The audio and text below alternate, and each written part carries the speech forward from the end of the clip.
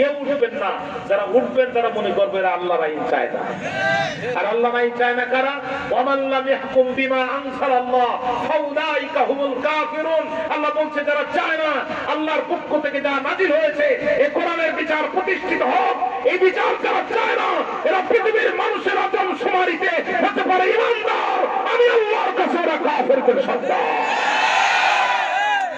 কোরআনের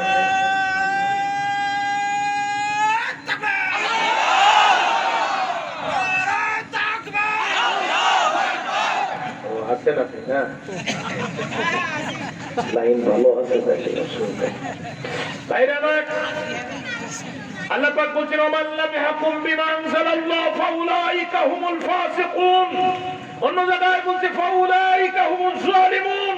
কোরআনের বিচার যারা চায় না, যারা প্রকাশ্যে বলে আমরা কোরআনের শরিয়া আইন মানি না, এরা হয় কাফের, তারা হলে জালেম, তারা হলে ফাসিক। এই তিনের বাইরে এদের পরিচয় হতে পারে না। আবার এদেরকে কাফের বললে খুব মাইন্ড করে, খুব রাগ করে।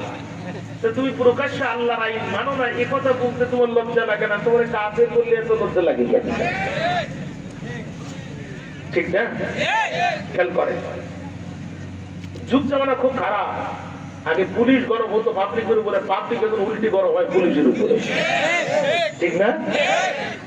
এখন কি নাফসি নাফসি করতেছে, সেনাবাহিনীর অফিসাররা পর্যন্ত হ্যান্ডকাপ লেগে গেছে। কার কি হবে বলার কোন সুযোগ নাই।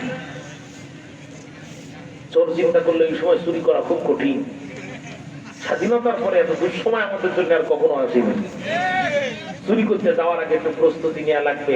গায়ে মাখতে সরিষার তেল, এর উপরে মাখতে গিরিশ। আপনারা গিরিশ ধরলে স্লিপ খায়।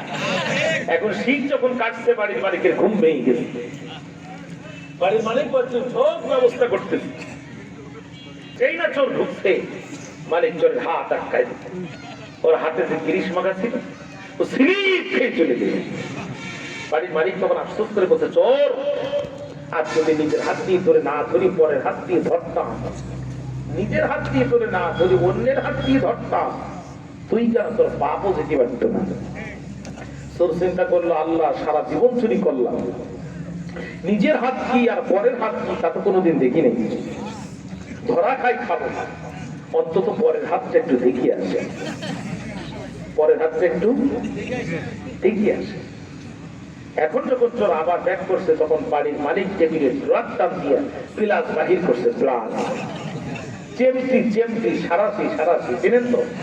সেই না চোর ঢুকছে প্লাস আটকায়া চোর কয় মা জীবনে চুরি করবো না। বাড়ির মালিক বলে বলছিলাম না পরের হাত দিয়ে ধরলে তুমি যেতেই পারবা না। আজ যদি আমরা 55 বছর নিজেদের হাত দিয়ে বিচার করেছি, এই সমাজের একটা ছেঁচড়া চোর পর্যন্ত আমরা এই সমাজের একটা ছেঁচড়া চুরি পর্যন্ত আমরা বন্ধ করতে পারিনি।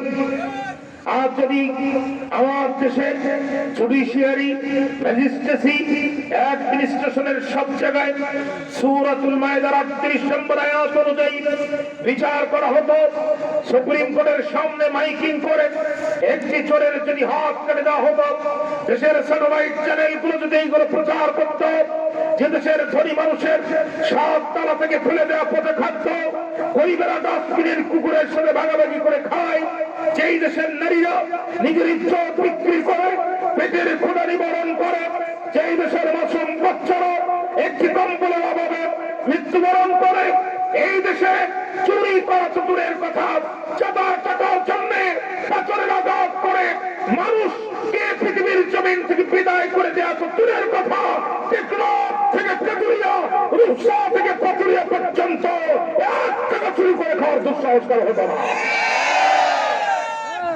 ঠিক না? এখন এবার বলেন তো দেখি আল্লাহর আইন দরকার আছে না না? 50 বছর পরে দরকার না এই মুহূর্তে দরকার? দোষ কিন্তু কেবল শুরু। এইবার আস্তে আস্তে সামনে যাবো, মনোযোগ থাকবে আপনাদের। আল্লাহ পাক কবুল করুক। আমরা কার সন্তুষ্ট করার জন্য বসেছি? আল্লাহ জাতে পাকের কসম করে বলেছি, কোন দলকে, কোন নির্দিষ্ট গোষ্ঠীকে আঘাত করার জন্য এখানে বসে নেই।